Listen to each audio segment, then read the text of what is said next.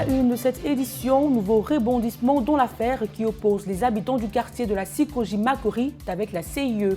L'électricité est de retour dans ces foyers et Christian Gokra était avec eux. Selon les résultats d'une étude présentée à Lomé, 97,4% des Togolais, victimes ou témoins des cas de corruption, sont réticents à les dénoncer. Les raisons évoquées, nous les saurons dans un instant. Et en Somalie, nous aborderons la question des pluies inhabituelles qui n'ont cessé de tomber depuis fin juin. Plus de 190 000 personnes affectées et au moins 10 000 personnes de plus touchées dans le district de Marca. Bonsoir à tous, heureuse de vous retrouver en ce lundi et on ouvre cette édition avec le nouveau rebondissement dans l'affaire qui oppose les habitants du quartier de Sikoji-Makori avec la CIE. Après que l'Union fédérale des consommateurs ait saisi le régulateur pour régler le litige, depuis ce dimanche 9 août, l'électricité est de retour au grand bonheur des habitants. Les détails avec Christian Gokra. C'est un grand soulagement pour ces consommateurs qui retrouvent la lumière après l'avoir perdue pendant près de 3 semaines. Des consommateurs qui expriment leur joie, même si l'affaire suit son cours. Je peux dire un grand merci. Je tire mon chapeau à l'Union fédérale des consommateurs parce que vraiment sans eux, je ne pense pas qu'on allait avoir l'électricité. Ils disent qu'ils vont poser les compteurs et l'enquête va suivre. Bon, nous aussi on est là, on attend, mais nous sommes heureux d'avoir le courant. Et je dis aussi merci à UFC et surtout merci aussi au président de UFC qui s'est battu vraiment pour nous. Et moi-même là, je vais battre la campagne pour vous. Faire de telle sorte que les consommateurs s'adhèrent. Loretta Langba, figurant au nombre des concernés par cette affaire, demande l'indulgence à la CIE dans ces processus d'intervention. 20 jours que la CIE nous a laissés dans le noir. Et je pense que leur devoir, c'est de quand même mettre les Ivoiriens à l'aise. L'électricité au XXIe siècle, c'est important pour un être humain. Qu'ils voient un peu leur manière de travailler, qu'ils revoient ça franchement. À la Sikoji-Makori, les familles retrouvent le sourire. Tirant les leçons de cette situation, exhortent les consommateurs à croire aux actions de l'UFCCI et mieux, d'adhérer à cette fédération pour une meilleure défense de leurs droits. Bon, j'interpelle toute la population à adhérer, parce que c'est en adhérant qu'on sait un peu le statut que vous faites. Donc, tous ceux qui sont consommateurs sur tout le territoire, et en particulier Makori, doivent maintenant s'approprier votre démarche. C'est l'appel que je lance à tous ceux qui sont consommateurs. Et ensuite, tous nos riverains seront aussi appelés à vous connaître, à connaître ce que vous faites et puis à adhérer aussi à ce que vous faites. Vraiment, mes frères et sœurs, je vous invite à venir vous adhérer à UFC. Ce n'est pas un problème d'argent. Ils n'ont pas besoin de nos 5 francs pour nous aider. Nous, on n'a rien payé et ils se sont battus pour nous. Aujourd'hui, là, nous avons l'électricité. Bon, je ne sais pas, les mots même me manquent. Il faut rappeler que, soupçonnant ses abonnés de fraude, la CIE leur a interrompu l'électricité. Mais grâce à l'intervention de l'Union fédérale des consommateurs et de l'ANARE, la CIE a rétabli la fourniture d'électricité. Mais l'affaire suit toujours son cours. Dernière info en Côte d'Ivoire, le port d'Abidjan enregistre une baisse de 7% sur le trafic global au premier semestre 2020 par rapport au bilan de la même période en 2019. Comme les autres plateformes portuaires à travers le monde, Abidjan s'est plié depuis mars à des mesures restrictives anti-Covid-19 ayant entraîné une baisse de la fréquence des navires et un ralentissement des opérations de transport. Cependant, les importations de marchandises n'ont pas été interrompues et aucune pénurie en marchandises importées. Je l'avais mentionné dans les titres, 97,4% des Togolais victimes ou témoins des cas de corruption seraient réticents à les dénoncer. Ce sont les résultats d'une étude sur la perception et le coût de la corruption présentée à Lomé. Pourquoi est-il difficile de dénoncer la corruption dans ce pays? La réponse avec Nancy Touban. Les raisons évoquées se résument à la perception de la corruption et l'inaction des institutions de répression.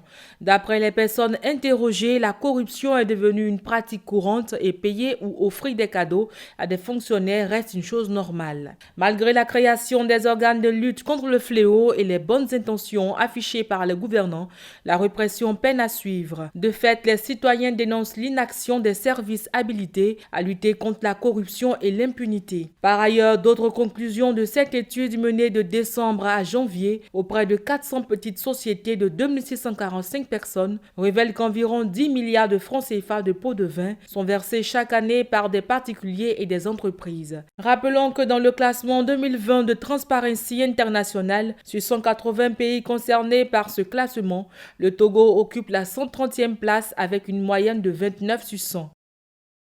C'est un mois d'août difficile qui commence pour les ménages de la province de Silla. Les habitants se plaignent d'une hausse de prix de denrées alimentaires sur le marché. On va faire le tour avec Henri Yomke. Dans cette région du Tchad, le sac de mil est monté à 30 000 francs CFA, le bidon d'huile de 20 litres à 21 000 francs, le litre à 1 500 francs CFA, le sac d'oignon à 35 000 francs et le sac d'ail à 42 000 francs CFA. Cette situation qui bouleverse la population est accentuée par le blocage de certains axes routiers. Les conflits meurtriers qui ont eu lieu l'an dernier ont également des répercussions sur cette situation. Un grand nombre de la population, dont des agriculteurs, n'ont pas pu stocker des rations alimentaires, tandis que d'autres avaient fui leur localité sans avoir récolté ou labouré les champs. Cette année, la crise sanitaire liée à la pandémie de Covid-19 ne vient pas arranger les choses. S'ajoute à cela la saison des pluies et l'enclavement. Des ménages sont exposés à un réel risque de crise alimentaire. Un paradoxe pour la province de Silla qui dispose d'une terre très fertile. La Somalie, notamment la région du Midal et l'Oa Chabel, est particulièrement touchée par des pluies inhabituelles qui n'ont cessé de tomber depuis fin juin. Au moins 10 000 personnes de plus touchées dans le district de Marca. Les précisions dans cet élément avec Christian Gokra. Plus de 190 000 personnes dans le pays sont touchées par ces pluies persistantes. Près de 150 000 hectares de terres arables ont été inondés. Il y a eu plus de pluie cette année que les années précédentes. Les vents forts et les basses températures ont produit un impact négatif sur l'agriculture. Cela affecte le quotidien des Somaliens. L'agence onusienne OCHA souligne les besoins humanitaires croissants. Les projections font craindre que 3,5 millions de personnes de plus soient confrontées à l'insécurité alimentaire dans ce pays déjà fortement touché par la malnutrition. Ces intempéries s'ajoutent à la pandémie de Covid-19 et à l'invasion des criquets qui ont rendu encore plus précaires les populations à faible revenu du pays. Ainsi, 2,6 millions de Somaliens ont été déplacés par les différentes crises dans le pays. La Somalie fait l'objet d'inondations cycliques. Tous les ans, il y a des épisodes d'inondations et de sécheresse. L'année dernière, nous avons eu des inondations d'octobre à décembre qui ont affecté plus de 500 000 personnes. OCHA a estimé les besoins pour la réponse humanitaire avant la Covid-19 et ces inondations à environ $1 million. L'organisation affirme avoir actuellement levé seulement la moitié des fonds nécessaires. À présent, le point de l'épidémie à coronavirus sur le continent. L'Afrique a finalement dépassé le million de cas contaminés. On compte à ce jour plus d'1 037 000 cas confirmés et plus de 22 900 décès. L'Afrique du Sud, le pays le plus touché du continent, a franchi la barre des 10 000 morts ce samedi. On passe à l'économie. Selon le Premier ministre Abdelaziz Djerad, l'Algérie fait face à une situation économique difficile en raison de la chute des cours des hydrocarbures et de la crise du coronavirus.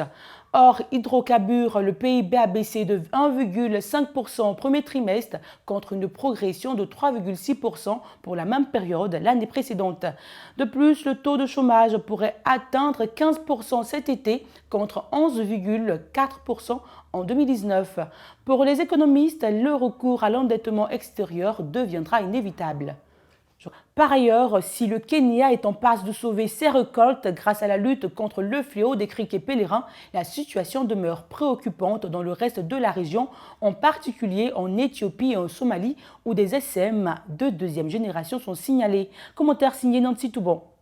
Environ 500 milliards de criquets ont été éliminés en Afrique de l'Est depuis le début de l'année, selon la FAO qui coordonne la lutte contre les acridiens. Ce chiffre donne l'ampleur du désastre frappant la région. Actuellement, les États luttent avec la deuxième génération de criquets, celle qui se prépare à l'arrivée d'une troisième génération. Au Kenya, la lutte est couronnée de succès selon Cyril Ferrand, le monsieur criquet de la FAO, puisque les pays devraient être débarrassés de ces nuisibles d'ici 3 semaines. Il conviendra cependant de ne pas relâcher la surveillance car les pays voisins demeurent exposés et les nuages voyagent à des vitesses étonnantes, parfois jusqu'à 150 km par jour, dit-il. Ainsi, l'Éthiopie est infestée par de nouveaux SM venus du Yémen, mais aussi de certaines zones du Kenya. Une nouvelle génération devrait infester le nord de la Somalie, l'ouest de l'Érythrée et certaines régions du Soudan, dans les semaines à venir. La FAO, qui a déjà traité près de 600 000 hectares de culture depuis le début de l'année, va poursuivre ses opérations. Cependant, elle prévient déjà qu'en raison des dégâts causés par les criquets, l'Afrique de l'Est connaîtra des problèmes de sécurité alimentaire d'ici le mois de décembre. C'est la fin de cette édition. Elle vous a été proposée par l'ensemble de la rédaction. Merci pour votre fidélité et très belle soirée à vous sur l'UFC Africa TV.